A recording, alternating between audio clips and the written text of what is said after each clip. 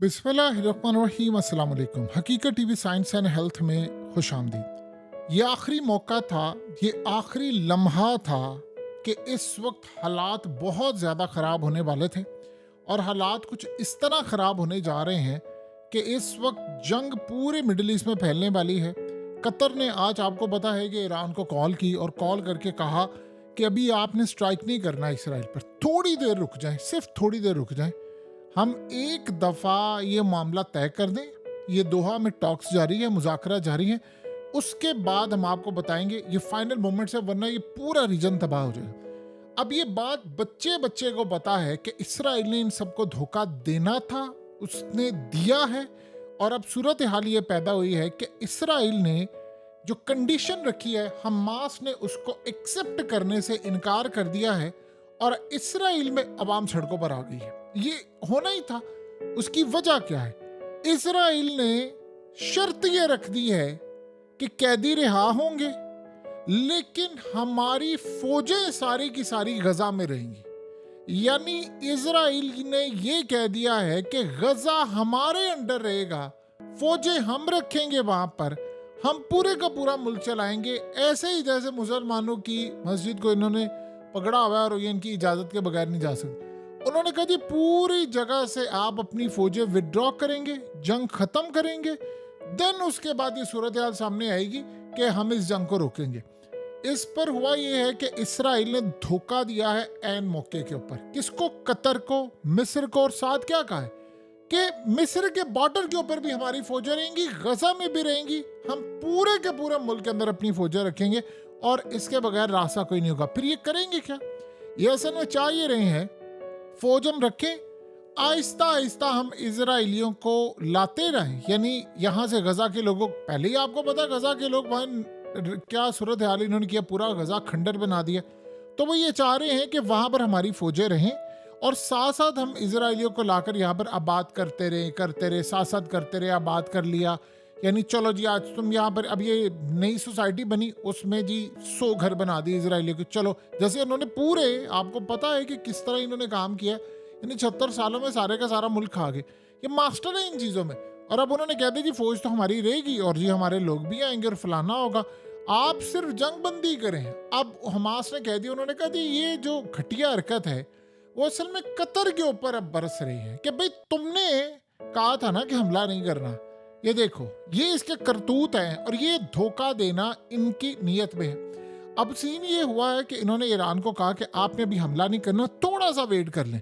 Hamas को कहा हमला नहीं करना, हिजबुल्लाह को कहा कि आपने हमला नहीं करना। आज तो लिबनान ने सुरंगों से लाकर अपना जो शाहकार उन्होंने सामने रख दिया है। आप देखें, उन्होंने यानी ट्रक चल रहे हैं, रॉकेट लॉन्चर्स हैं और सारा कुछ। वो कह रहे हैं हम अंडरग्राउंड मूव कर रहे हैं, हम एक शहर से दूसरे शहर में जाकर जमीन के अंदर तुम पर कहां से हमला करेंगे तुम्हें पता ही नहीं चलेगा। तो इस सूरत हाल के अंदर मामला ये हुआ है कि जैसे ये काम हुआ है उसके बाद वो आगे, अब अवाम सड़कों पर निकली है इसराइल में। वो क्या कह रहे हैं? अवाम वहां पर ये कह रही है कि डील फाइनलाइज करो। वो कह रहे हैं कि नहीं, ये बड़ी अजीबोगरीब बात है। इसराइल के अंदर ये कहा जा रहा है कि अवाम अब हमास की जबान बोल रही है, यानी इसराइली सड़कों पर निकल रहे हैं। वो कह रहे हैं कि गजा में इसराइल की फौज नहीं रहनी चाहिए, हमारी फौज गजा में ना रहे। क्यों? क्योंकि जंग बंदी हो जाएगी, फिर तो सुकून मिलेगा। उन्होंने कहा कि जंग बंद करें, हमारी फौज नहीं रहेगी, हमने यहाँ पर नहीं रखनी अपनी फौज। सो लिहाजा इस सारी सूरत हाल में उन्होंने कहा कि भाई फौज अपनी यहाँ से निकाले। हम बतौर इजरायली कहते हैं कि हम ये सपोर्ट नहीं करते, हम चाहते हैं कि गजा के लोग वापिस आए, आकर रहें, जंग बंदी हो। उधर से नेतन्याहू ने जो मुसाद का चीफ भेजा है उसको कहा है कि तुमने शर्त यहाँ पर ये रखनी है कि फौज नहीं हमारी चाहिए। अब फौज से ही तो सारा काम करना है उन्होंने।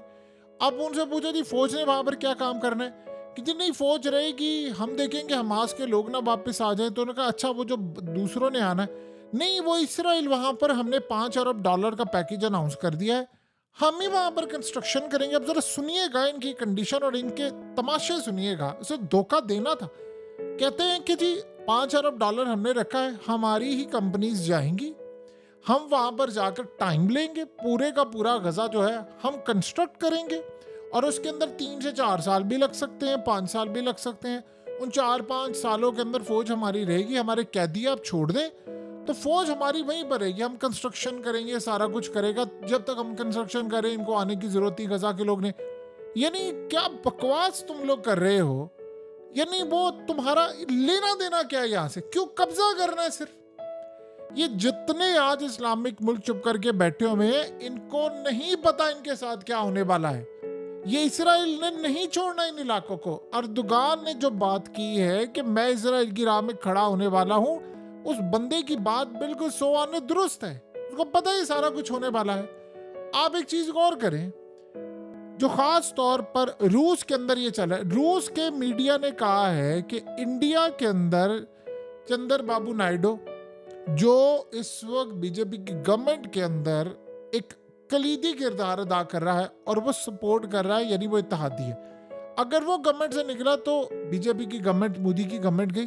अब आप ये सोचे क्या हो रहा है। वो कह रहा है, यानी रूस ये कह रहा है, उनका मीडिया आप उठाएं, वो इंडिया को कह रहे हैं कि बांग्लादेश जैसा हाल यहाँ पर होने वाला है, तुम्हारा ये इत्तेहादी जो है ये पलट जाएगा, ये फौरी तौर पर ऑपोजिशन में चला जाएगा और तुम्हारे खिलाफ एक नंबर्स कम हो जाएंगे, आदम एतमाद आ जाएगा, जो भी सूरत हाल होगी, तुम्हारी गवर्नमेंट नहीं रहने वाली। सो लिहाजा तुमने इंटरनेशनल सत्ता से बचकर रहना है, क्योंकि तुमने अमेरिका का कहा नहीं माना। और अमेरिका का कहा यह था कि तुम रूस के खिलाफ नहीं गए, तुम ईरान के खिलाफ नहीं गए, तो लिहाजा अब वो तुम्हें नहीं छोड़ने वाले। अब आप बताइए कि क्या आप अमेरिका पर, इजराइल पर, ये किसी चीज पर भरोसा कर सकते हैं कि ये बात करें। यानी आप अंदाजा करें कि उसका ताल्लुक क्या बनता है। यही वो वजह है कि ट्रम्प को ये आने नहीं देना चाह रहे। वो यही बात तो कह रहा है ना कि ये मामला होगा। अब इन्होंने टॉक्स के अंदर नई चीज ला दी थी, हम ये तो करेंगे, हम फलाना करेंगे। अगर इन्होंने, आप एक बात बताएं, लोग हैं बेवकूफ और वो समझने वाले भी, और दुनिया के अंदर ये खास तौर पर हुक्मरान जो खास तौर पर कतर और बाकी सारे ममालिक की कोशिश करें, वो भी बहुत बड़ी बेवकूफ़ी करें। अगर इसराइल सिंसेर होता तो वो इस्माइल हानिया को, अगर वाकई वो इस्माइल हानिया को सिर्फ टारगेट करना होता, तो वो दोहा में भी मार सकते थे। वो चाहते तो इस्तांबुल में मार देते, वो चाहते तो मिस्र में मार देते। आया था ना, काहिरा तो इनके पास है। क्या पहले उन्होंने नहीं मारे मिस्र में जाकर लोग, तो वहां क्यों नहीं मारा? उन्होंने ईरान के अंदर क्यों मारा, जहां पर उनको रिस्क था पकड़ा भी जाएगा और बाद में रिटेलिएशन भी होगी, हमला भी होगा, हम पर जंग करेंगे। आपको क्या नहीं पता कि ईरान ने पहले हमला किया है और हमला उसने कितना खतरनाक किया था कि उसके बाद हिलकर रह गए थे। अब भी उन्होंने जो टारगेट रखा है उसमें उन्होंने निवातम एयरबेस को रखा है और उनको पता है कि वहां पर वो हम हिट कर लेंगे। अब आप बताइए कि सारी सूरत हाल के अंदर ये इन्होंने जाकर इस्माइल हानिया को क्यों मारा वहां पर तेहरान? वो इसलिए मारा है क्योंकि वो चाहते हैं कि जंग हो। वो चाहते हैं कि जंग हो। अगर जंग होगी तो वो इलाकों पर कब्जा करेंगे ना। और ये सारे बैठे हैं जी, बातचीत हो रही है, अभी आप हमला ना करें, फलान दे दिया ना उन्होंने धोखा। अब वो शर्त आपने आयद कर दी कि जी हमारी फौजें यहाँ पर रहेंगी। भाई तुम्हारा मुल्क है जो तुम्हारी फौजें रहेंगी, तुम्हारा काम क्या है? सिंपल सी, आपने उनका बंदा मार दिया और उन्होंने आपके सामने एक सिंपल सी शर्त रखी हुई है। वो शर्त क्या? उन्होंने कहा जी ये हमारा इलाका है, आप अपनी फौजें विड्रॉ करें, आप निकल जाए यहाँ से, दैट्स इट। हम उसके बाद कंसल्ट कर लेंगे। हम दुनिया भर के मुसलमानों को कहेंगे कि भाई हमें डोनेशन दो, हमें 50 अरब डॉलर तक भी इकट्ठा करके दे देंगे। हर मुल्क करेगा, लोग आएंगे यहाँ पर, घर बनाएंगे, चीज़ें होंगी, सारा कुछ होगा और ये अच्छी बात है। बाकी ममालिक भी आगे बढ़कर करेंगे। मिडिल ईस्ट के अंदर कोई मुल्क नहीं चाह रहा, ये याद रखिएगा। इसराइल के अलावा चाहे वो जितने मर्जी हमास के खिलाफ हो, लेबनान के खिलाफ हो, ईरान के खिलाफ हो, फिर भी कोई मुल्क नहीं चाह रहा कि जंग हो सिवाय इसराइल के। उसकी वजह ये, उनको पता है कि आज जंग शुरू हुई तो एक कल को हमारे दरवाजों तक आनी है। अब सारे यहाँ पर बैठे, उन्होंने नहीं, यानी वहां पर वो बैठा हुआ था, उसने कहा जी आप विड्रॉल करें। कतर ने उनको कहा मैंने हमला रुकवाया है ईरान से, आप वेट करें और आप बताएं कि आपकी कंडीशन क्या। कहते जी हमारी कंडीशन ये है कि हमारी फौजें तो रहेंगी, वो तो हम यहाँ से नहीं निकालने वाले। उनका फिर मुज़ाकरत किस बात से करने के लिए आए? अमेरिका जो कह रहा है, जरा आप अमेरिका को देखें, हम डील में इतने क्लोज चले गए जो आज से पहले नहीं गए। बकवास, सारी दुनिया के अंदर पागल बनाया हुआ इन्होंने। हम डील के इतने क्लोज चले गए हैं कि आज से पहले नहीं गए। क्या बकवास कर रहे हो तुम? कौन से क्लोज गए हो तुम? बेशर्मी की इंतहा है, वहीं के वहीं खड़े हैं जहां पर ये तो काम आज से बड़ी देर पहले था। भाई हम यहाँ पर फौजें रखेंगे, हम आपको इतने साल एंटर नहीं होने देंगे, तुम अपने सगे बाप की नहीं सुनने वाले, तुमने यहाँ पर लोगों की सुनने।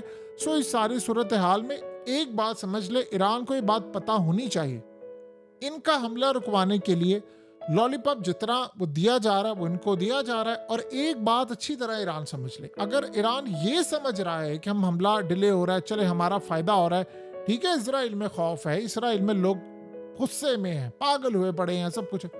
ये इसमें एक और भी बात आपने नहीं भूलनी कि अगर इसराइल में सारा कुछ है तो आपके मुल्क के अंदर जो मुखबिर हैं वहां पर भी ईरान के खिलाफ इतना बड़ा नेटवर्क है इसराइल का कि वो अंदर तक इंफॉर्मेशन निकाले अब ईरान कर क्या रहा है। क्या आप इस बात की गारंटी दे सकते हैं कि आपके अंदर जो बैठे हुए लोग हैं वो डायरेक्ट इसराइल को इंफॉर्मेशन पास नहीं कर रहे, अच्छा ये हो रहा है वो हो रहा है। सो खुशफहमियों से ज़रा बाहर निकल आए, डील कभी नहीं होनी थी और ये लड़ाई होनी थी और लड़ाई होकर ही रहनी थी और ये होने जा रही है। इसके अलावा दूसरा अगर आपको कोई रास्ता नज़र आता तो बता दे। इजराइल ने जंग करनी है, ये आलमी जंग होगी, पूरे रीजन में फैलेगी, वो न्यूक्लियर तक बात करें और ये करने जा रहे हैं। हकीकत टीवी साइंस एंड हेल्थ की इस वीडियो के नीचे कमेंट ज़रूर कीजिए, अपनी राय का इजहार ज़रूर करें और इस वीडियो को हर जगह शेयर करते हुए चैनल को सब्सक्राइब ज़रूर करें।